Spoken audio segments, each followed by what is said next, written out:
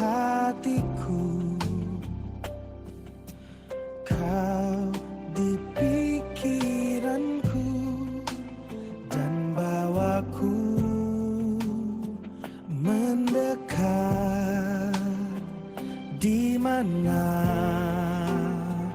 kau tinggal, ku perlu kau Tuhan, menjamah hatiku. Ku perlu kau Tuhan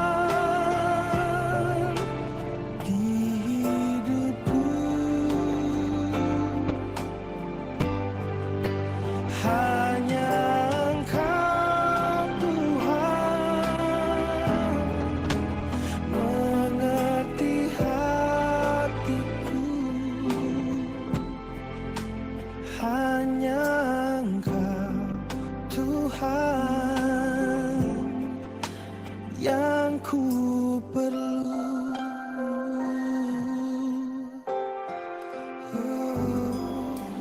Kau di hatiku, kau di pikiranku, dan bawaku mendekat. Di mana kau tinggal, ku perlu kau Tuhan, menjamah.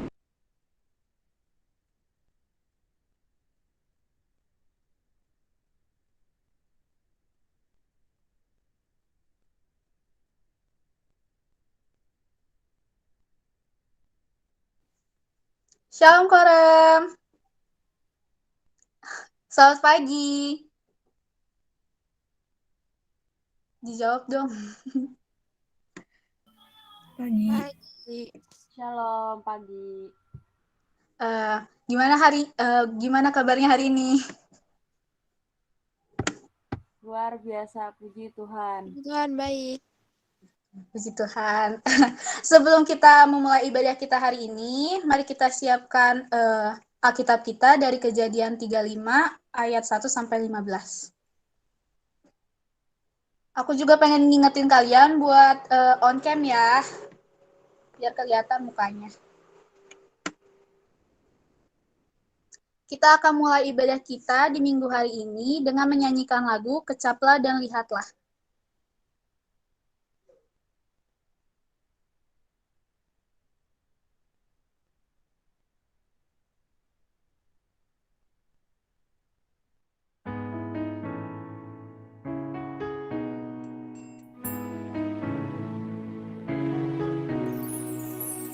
Kecaplah dan lihatlah betapa baiknya Tuhan itu. Rasakan dan nikmati kasih setia Tuhan. Kecaplah dan lihatlah betapa baiknya Tuhan itu.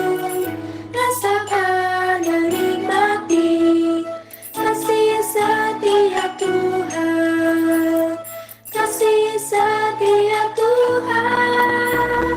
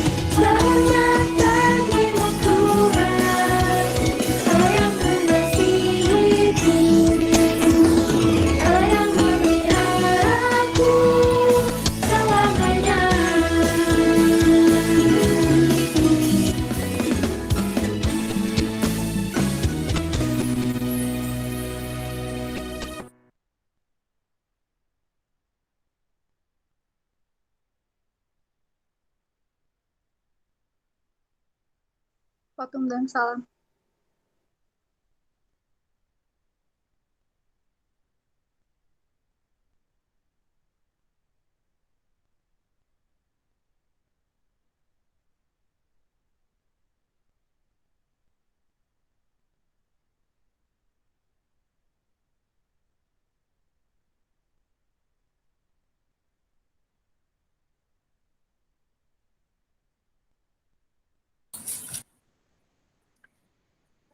Nah, rekan-rekan remaja yang terkasih, kita mulai kebaktian ini dengan pengakuan bahwa pertolongan kita hanyalah di dalam nama Tuhan yang menjadikan langit dan bumi.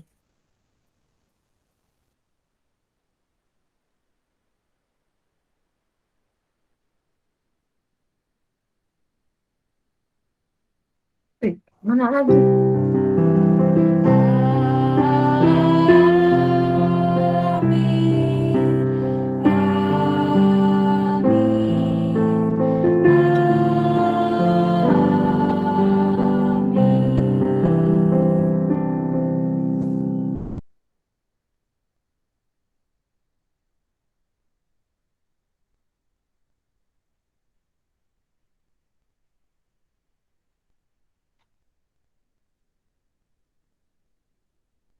Kasih karunia dan damai sejahtera dari Tuhan Yesus Kristus menyertai saudara sekalian. Dan menyertai saudara juga. Untuk mencapai masa depan yang sesuai mimpi, diperlukan perjuangan yang keras. Kegagalan atau hambatan lain terkadang membuat diri kita terpuruk. Dan terkadang saat kita sudah mencapai apa yang kita inginkan, kita melupakan Tuhan. Kadang juga kita datang kepada Tuhan hanya saat kita membutuhkannya. Karena itu, pada kesempatan kali ini, mari kita mengakui segala dosa kita, diberi kesempatan untuk mengakui dosa secara pribadi.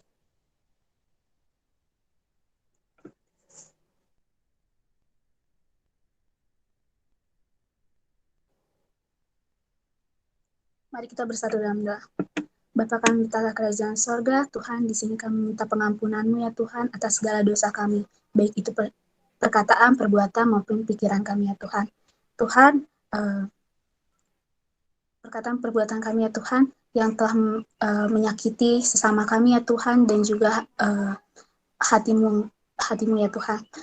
Ampunilah kesalahan kami ya Tuhan agar kami layak di hadapan-Mu. Dalam nama Tuhan Yesus kami berdoa mengucap syukur. Amin.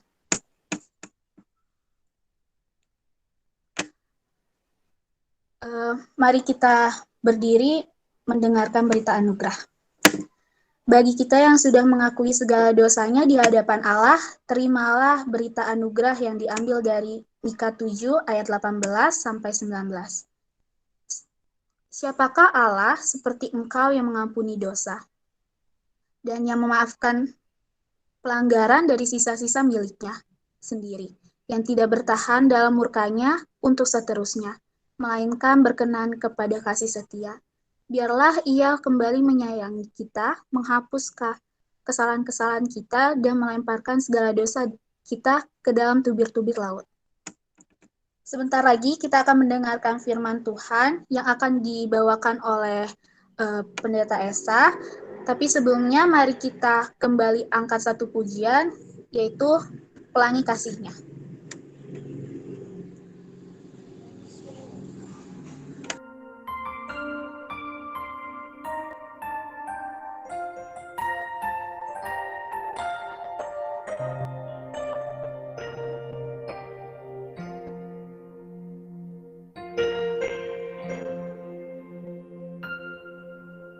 Apa yang kau alami kini mungkin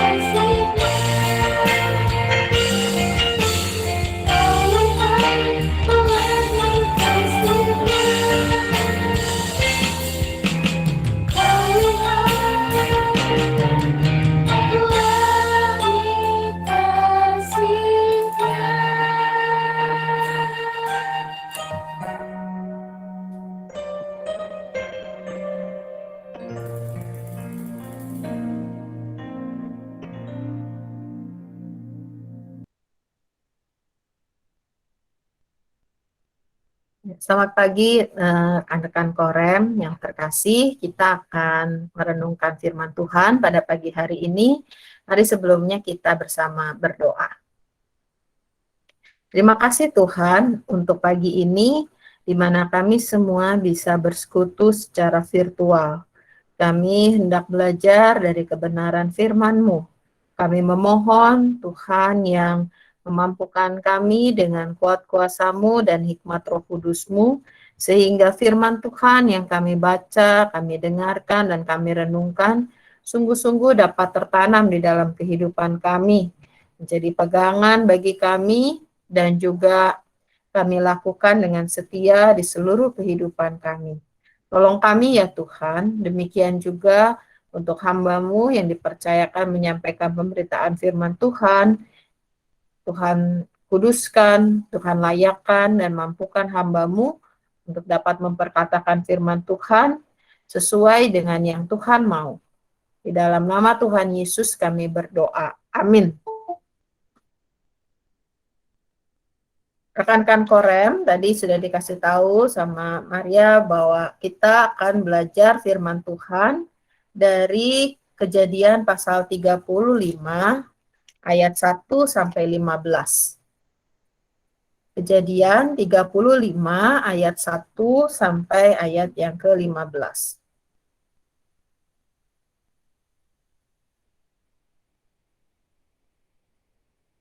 Saya akan membacakannya bagi kita semua. Allah berfirman kepada Yakub, "Bersiaplah, pergilah ke Betel, tinggallah di situ dan buatlah di situ mezbah bagi Allah yang telah menampakkan diri kepadamu ketika engkau lari daripada Esau kakakmu." Lalu berkatalah Yakub kepada seisi rumahnya dan kepada semua orang yang bersama-sama dengan dia, "Jauhkanlah dewa-dewa asing yang ada di tengah-tengah kamu. Tahirkanlah dirimu dan tukarlah pakaianmu. Marilah kita bersiap dan pergi ke Betel. Aku akan membuat mezbah di situ bagi Allah yang telah menjawab aku pada masa kesesakanku dan yang telah menyertai aku di jalan yang kutempuh." Mereka menyerahkan kepada Yakub segala dewa asing yang dipunyai mereka dan anting-anting yang ada pada telinga mereka, lalu Yakub menanamnya di bawah pohon besar yang dekat Sikem. Sesudah itu berangkatlah mereka, dan kedahsyatan yang dari Allah meliputi kota-kota sekeliling mereka sehingga anak-anak Yakub tidak dikejar. Lalu sampailah Yakub ke Luz yang di tanah Kanaan, yaitu Betel. Ia dan semua orang yang bersama-sama dengan dia. Didirikannya mezbah di situ dan dinamainya lah tempat itu El Betel, karena Allah telah menyatakan diri kepadanya di situ ketika ia lari terhadap kakaknya. Ketika Deborah, inang pengasuh Ribka mati, dikuburkanlah ia di sebelah hilir Betel, di bawah pohon besar yang dinamai orang pohon besar penangisan. Setelah Yakub datang dari Padan Aram, maka Allah menampakkan diri pula kepadanya dan memberkati dia. Firman Allah kepadanya, "Namamu Yakub, dan dari sekarang namamu bukan lagi Yakub, melainkan Israel. Itulah yang akan menjadi namamu." Maka Allah menamai dia Israel. Lagi firman Allah kepadanya, "Akulah Allah yang Maha Kuasa. Beranak cuculah dan bertambah banyak. Satu bangsa, bahkan sekumpulan bangsa-bangsa akan terjadi daripadamu, dan raja-raja akan berasal daripadamu. Dan negeri ini yang telah kuberikan kepada Abraham dan kepada Ishak akan kuberikan kepadamu dan juga kepada keturunanmu." Lalu naiklah Allah meninggalkan Yakub dari tempat ia berfirman kepadanya. Kemudian Yakub mendirikan tugu di tempat itu, yakni tugu batu. Ia mempersembahkan korban curahan dan menuangkan minyak di atasnya. Yakub menamai tempat di mana Allah telah berfirman kepadanya Betel. Demikianlah pembacaan Alkitab kita. Berbahagia adalah setiap kita mendengarkan firman Tuhan dan yang memeliharanya. Haleluya.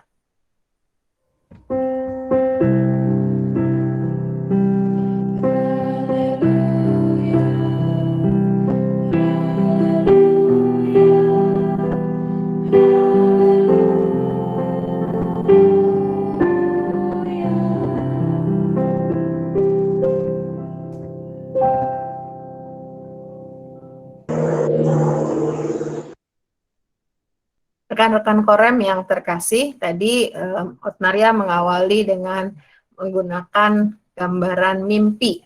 Ya, kita semua bisa bermimpi kan?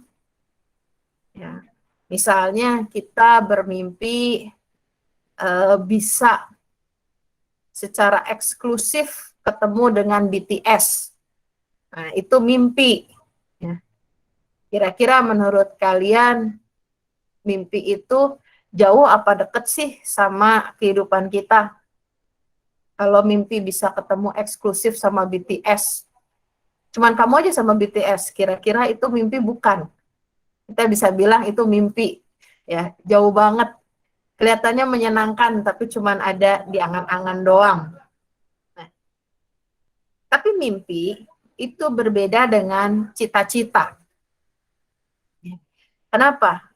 Kalau cita-cita itu artinya sesuatu yang secara sungguh itu menjadi target kehidupan kita di masa depan.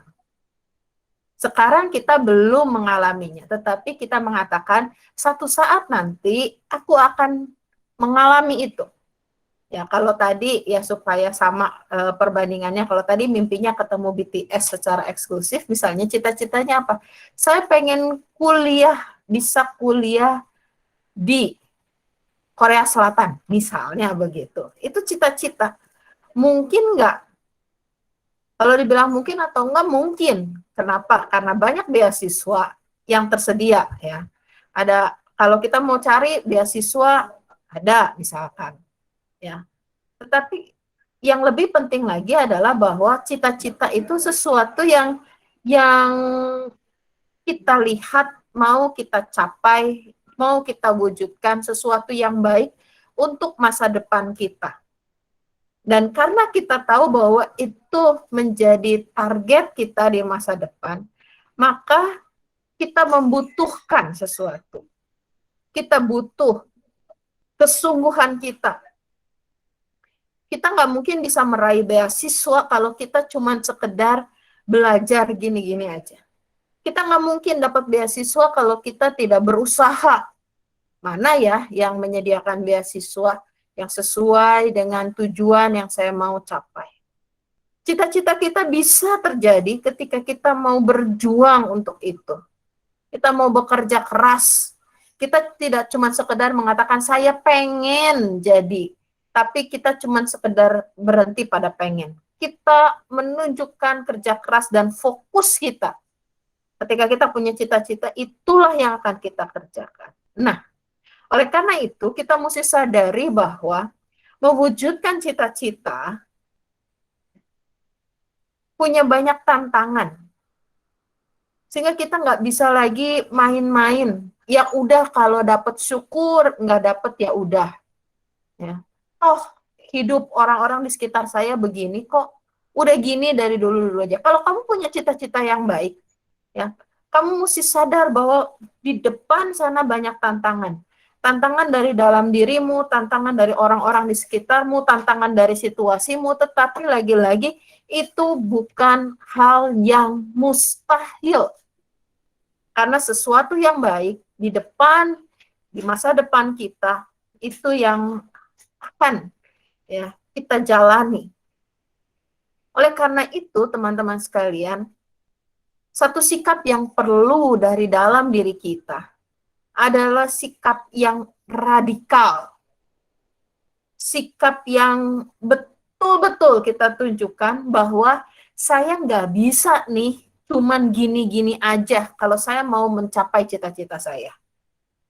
Hari ini kita belajar dari tokoh kita Yakub. Di dalam memasuki kehidupannya yang baru. Ya, Yakub kembali ya dari Padan Aram. Yakub sudah melakukan rekonsiliasi dengan Esau, kakaknya. Dia mau masuk ke dalam hidup yang baru. Dia nggak mau menjalani hidup sama seperti dirinya yang dulu, di mana dia menggunakan akal liciknya untuk menipu, untuk membohongi. Dia mau hidupnya baru. Dan Yakub menyadari bahwa Yakub nggak bisa gini-gini aja. Kalau saya mau hidup baru, kalau saya mau hidup sesuatu yang lebih baik, saya nggak bisa begini-begini aja. Ya. Yakub kemudian mengambil langkah-langkahnya untuk dia menjalani masa depannya yang baru di dalam Tuhan. Langkah yang pertama, kalau kita tadi lihat di dalam bacaan kita, Yakub dengan sungguh-sungguh mendengarkan firman Tuhan. Ketika Tuhan memerintahkan kepada Yakub, bersiaplah, pergilah ke Betel, tinggallah di situ, buatlah mezbah bagi Allah, ya, yang telah menampakkan diri kepadamu ketika engkau lari dari Esau kakakmu. Yakub dengan sungguh-sungguh mendengarkan perintah Allah. Yakub tidak lagi berpikir, kenapa ya? Kenapa mesti begitu? Ada apa ya? Tetapi Yakub kemudian menerima firman Tuhan itu, dan Yakub bersungguh-sungguh untuk mengerjakannya. Hal yang pertama yang dilakukan oleh Yakub adalah mendengarkan firman Tuhan dan sungguh-sungguh mengerjakannya. Itu adalah langkah di mana memulai hidup yang baru, masa depan menuju pada masa depan dan cita-cita. Tanpa firman Tuhan, kita tidak punya pegangan. Tanpa firman Tuhan, kita tidak punya kekuatan. Tanpa firman Tuhan, kita tidak punya landasan untuk kita menjalani tantangan di depan kita. Kita akan mudah goyah, kita akan mudah bimbang, kita akan mudah putus asa.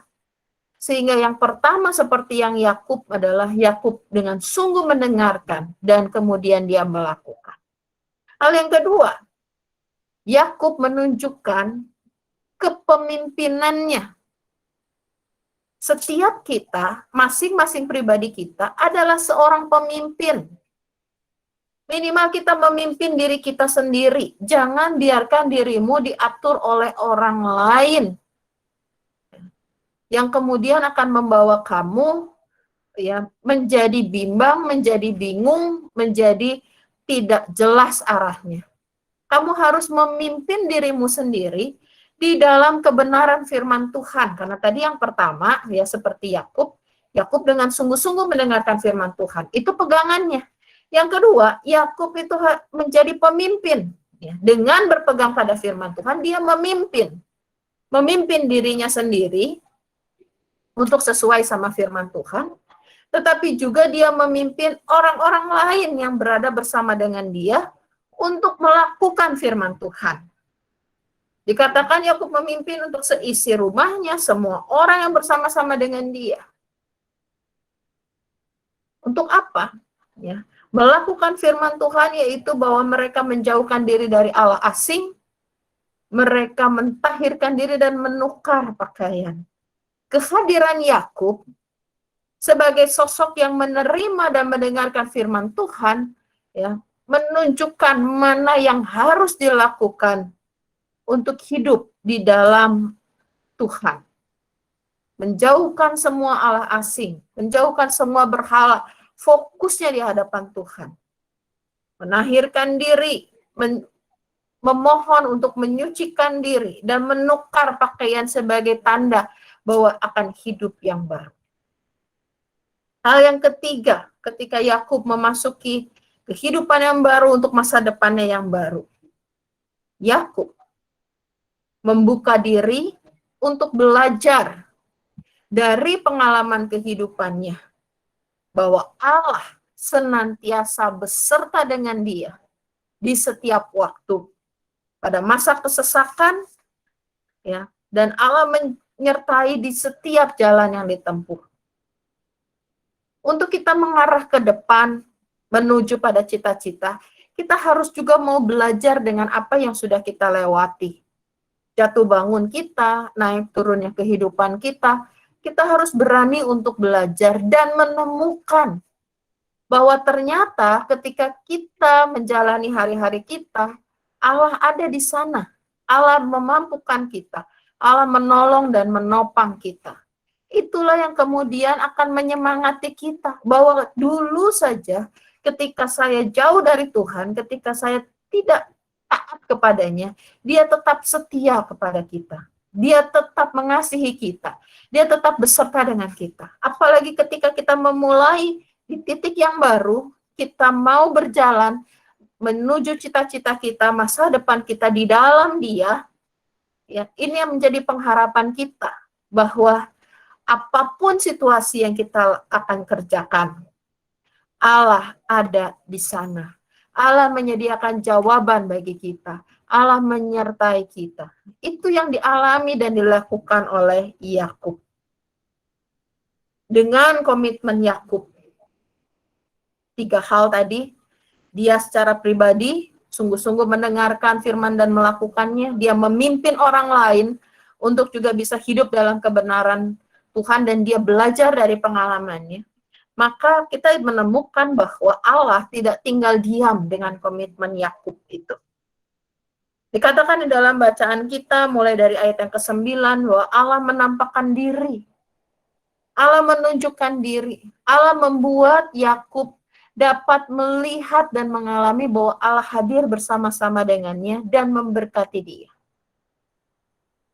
Bahwa untuk masa depannya Allah memberikan nama baru kepada Yakub. Yakub tidak lagi dikenal dengan hidupnya yang lama, tetapi Yakub dikenal sebagai pribadi yang baru, yaitu Israel.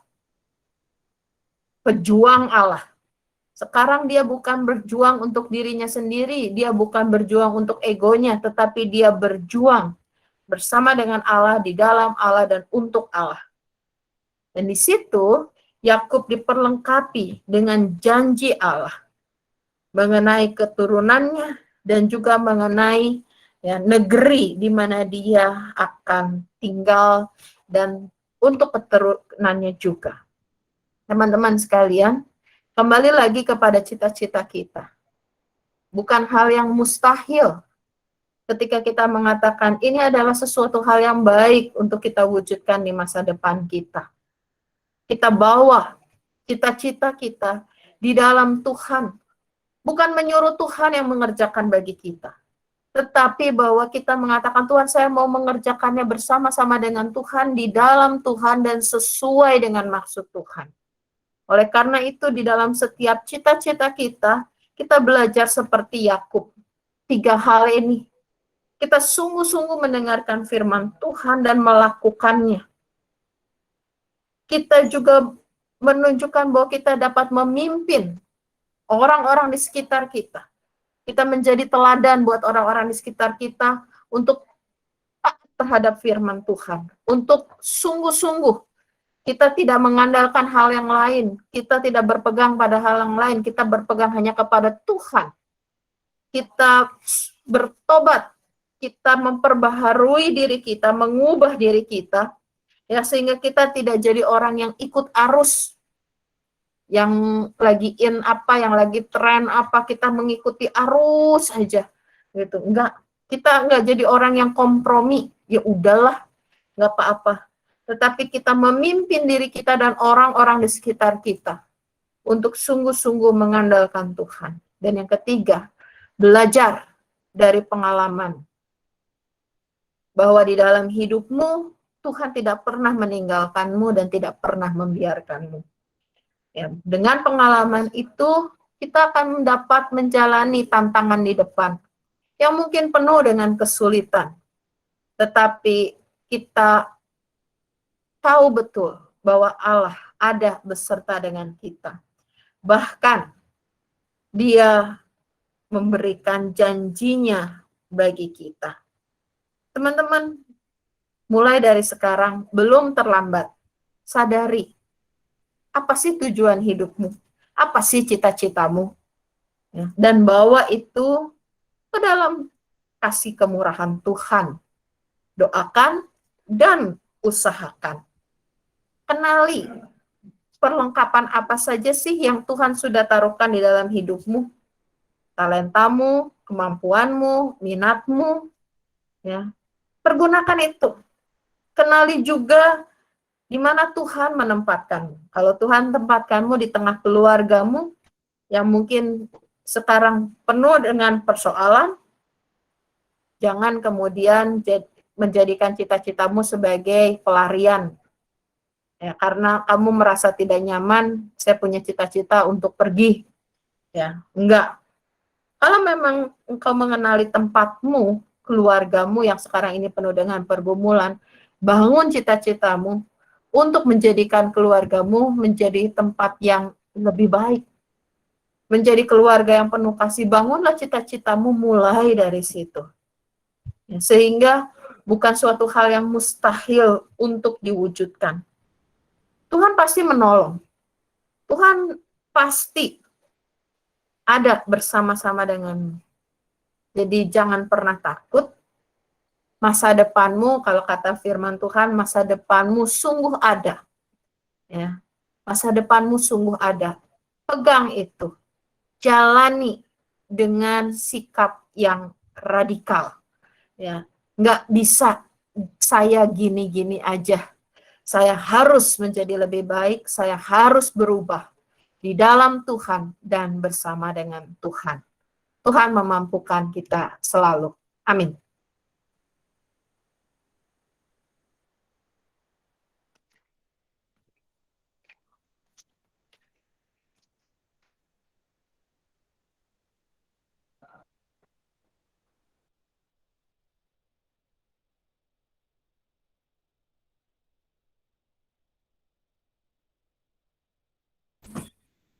Saya mengundang rekan-rekan quorum untuk bangkit berdiri. Bersama dengan gereja di segala abad dan tempat, marilah kita mengikrarkan pengakuan iman kita seturut dengan pengakuan iman rasuli yang berbunyi demikian. Aku percaya kepada Allah, Bapa yang Maha Kuasa, Halik langit dan bumi, dan kepada Yesus Kristus, Anak yang tunggal Tuhan kita, yang dikandung daripada Roh Kudus, lahir dari anak darah Maria, yang berita sengsara di bawah pemerintahan Pontius Pilatus, salibkan, mati dan dikuburkan, turun ke dalam kerajaan maut, pada hari yang ketiga bangkit pula dari antara orang mati, naik ke surga, duduk sebelah kanan Allah, Bapa yang Maha Kuasa, dan dari sana ia akan datang untuk menghakimi orang hidup dan yang mati. Aku percaya kepada Roh Kudus, gereja yang kudus dan persekutuan orang kudus, pengampunan dosa, kebangkitan orang mati, dan hidup yang kekal. Amin. Silakan duduk.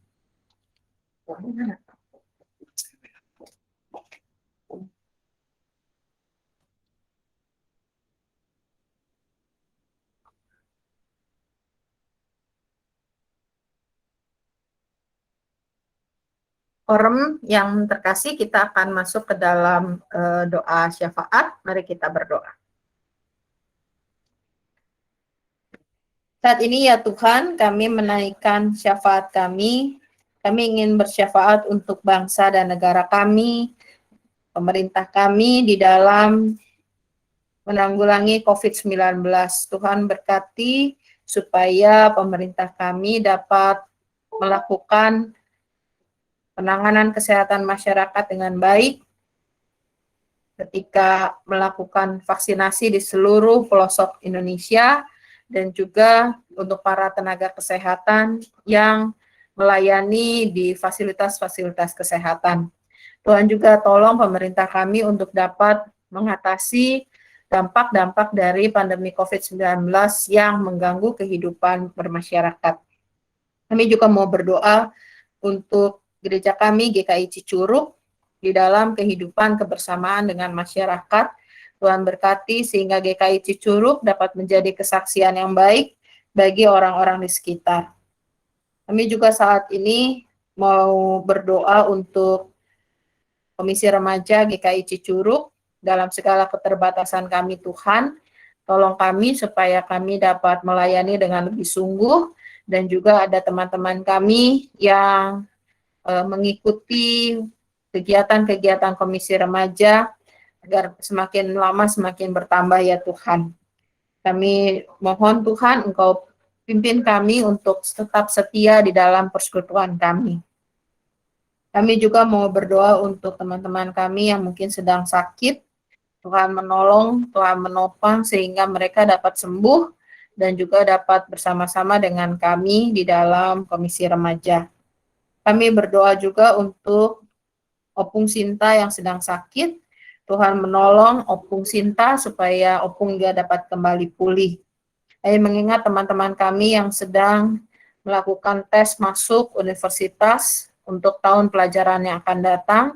Tuhan, kami menyerahkan untuk pembelajaran mereka maupun setiap tes yang harus dilakukan, sehingga mereka dapat mengerjakan dengan baik dan mereka dapat melangkah menggapai masa depan, cita-cita mereka bersama-sama dengan Tuhan dan di dalam Tuhan.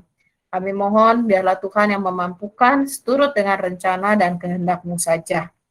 Kami mau berdoa untuk kehidupan kami, di tengah-tengah keluarga kami Tuhan, berikan keluarga kami damai sejahtera Tuhan, berikan keluarga kami kasih-Mu, sehingga kami bisa saling mengasihi, saling mengampuni satu dengan yang lain. Dan ada damai sejahtera Tuhan senantiasa di dalam kehidupan keluarga kami. Kami juga mau berdoa untuk kehidupan kami setiap pribadi, dengan segala pergumulan kami, dengan segala kebimbangan kami dan masalah kami. Kami mohon Tuhan yang memampukan kami selalu, supaya kami dengar-dengaran pada firman Tuhan, supaya kami juga selalu mengerjakan yang Tuhan mau. Tolong kami ya Tuhan. Kami mohon Tuhan berikan kami kesehatan, kekuatan tubuh yang baik di dalam masa pandemi ini, sehingga semua tugas-tugas kami bisa kerjakan. Terima kasih Tuhan, inilah doa syafaat kami, yang kami naikkan di dalam nama Tuhan Yesus, Tuhan dan Juru Selamat kami yang hidup. Amin.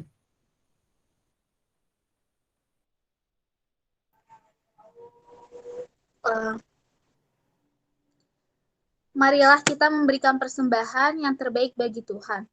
Nas persembahan kita diambil dari Mazmur 119 ayat 108. Kiranya persembahan sukarela yang berupa puji-pujian berkenan kepadanya, ya Tuhan, dan ajarkanlah hukum-hukum-Mu kepadaku. Persembahan bisa ditransfer ke rekening gereja atau dititipkan ke penatua pendamping tiap wilayah. Diberi waktu untuk teman-teman yang mau mengisi amplop persembahan lebih dahulu. Untuk mengiringi persembahan kita, mari kita kembali memuji nama Tuhan dengan lagu Betapa Kita Tidak Bersyukur.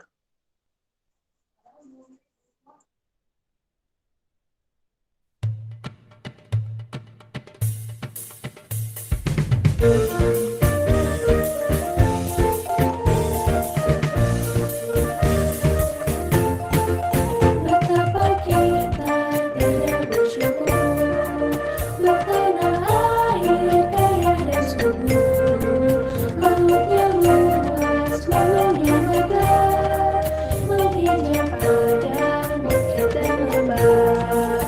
Itu semua berkat karunia Allah yang agung maha kuasa. Itu semua berkat karunia Allah yang agung maha kuasa.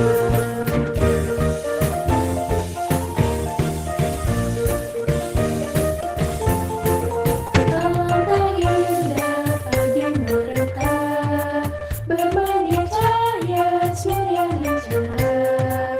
Di tingkat kicau burung tak henti, bunga pun bangkit harum berseri.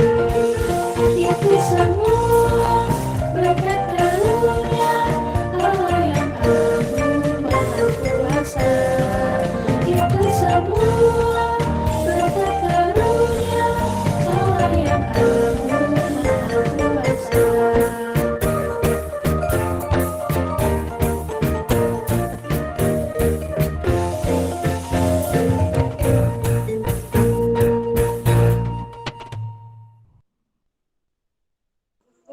Mari kita bersatu dalam doa. Bapa kami yang bertata di kerajaan sorga, Bapa, di sini telah kami kumpulkan sedikit dari rezeki kami yang telah Engkau berikan. Bapa, berkatilah persembahan ini bagi gerejamu. Berkati juga tangan-tangan yang memberi dan yang mengelolanya. Dalam nama-Mu kami berdoa. Amin.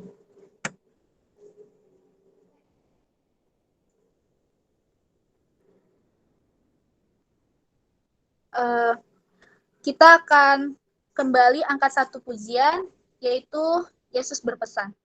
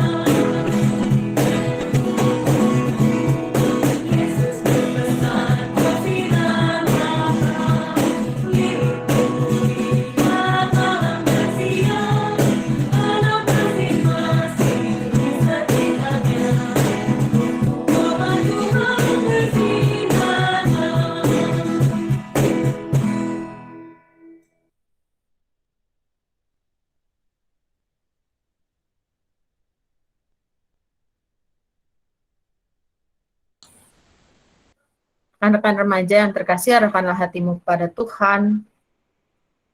Kami mengarahkan hati kami kepada Tuhan.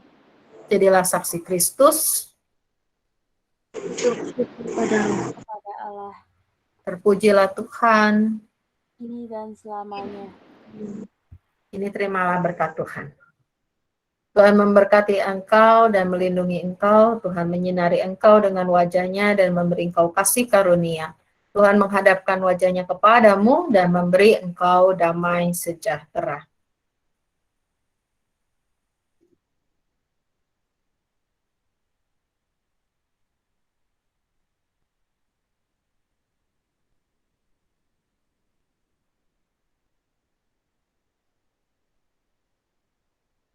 Kurang.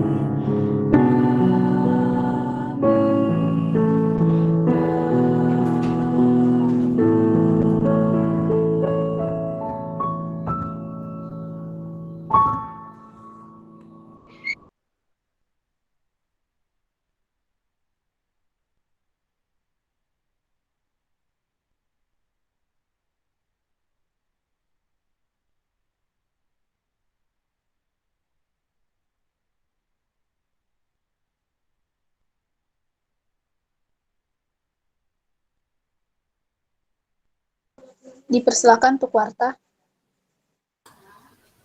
Shalom, selamat pagi Korem. Warta lisan pada pagi hari ini untuk yang pertama, metode pengumpulan persembahan sehubung dengan pandemi virus corona COVID-19 dan himbauan sinode terkait pelaksanaan ibadah di rumah.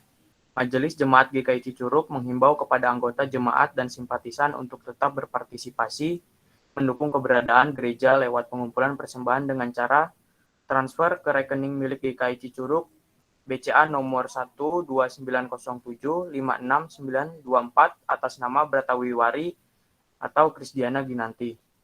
Bisa juga dititipkan kepada masing-masing wilayah, lihat daftar penato pendamping per wilayah, atau langsung bisa dikirimkan ke gereja, dimasukkan ke dalam amplop tertutup dan dikirimkan ke kantor gereja. Amplop dapat memakai amplop biasa dan dilem. Mengingatkan untuk ibadah kopdar yang dilaksanakan setiap 1 bulan sekali.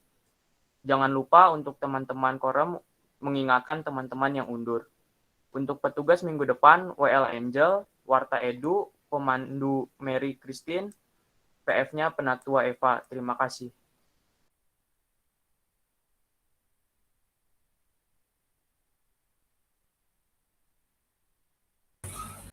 Oke, ada lagi pengumuman yang lain, rekan-rekan?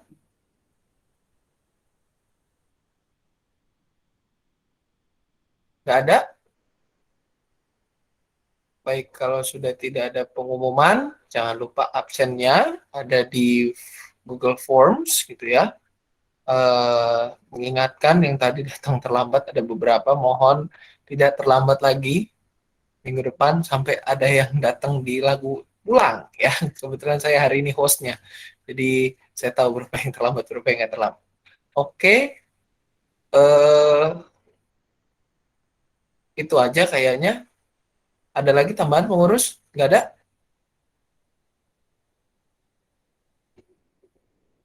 Kalau nggak ada, Kesia ada tambahan? Sepertinya tidak ada, Pak. Nggak ada, Mary? Nggak ada sih Pak dari saya. Nggak ada? Oke. Mengingatkan yang pengurus, jangan lupa nanti sore kita rapat jam 5. Ya.